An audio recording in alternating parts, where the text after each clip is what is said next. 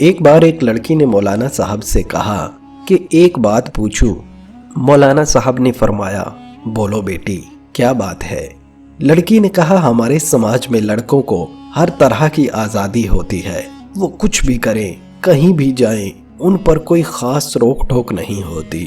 اس کے برعکس لڑکیوں کو بات بات پر روکا جاتا ہے، یہ مت کرو، یہاں مت جاؤ، گھر جلدی آؤ۔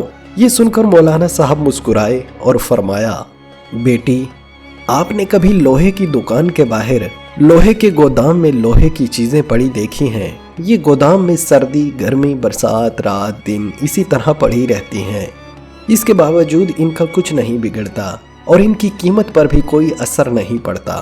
لڑکوں کی کچھ اس طرح کی حیثیت ہوتی ہے سماج میں۔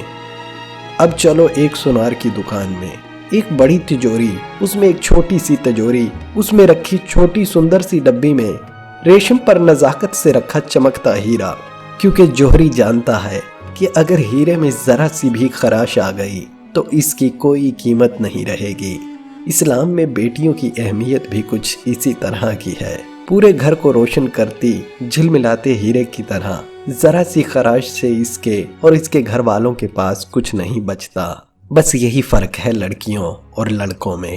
پوری مجلس میں خاموشی چھا گئی۔ اس بیٹی کے ساتھ پوری مجلس کی آنکھوں میں چھائی نمی صاف صاف بتا رہی تھی کہ لوہے اور ہیرے میں کیا فرق ہوتا ہے۔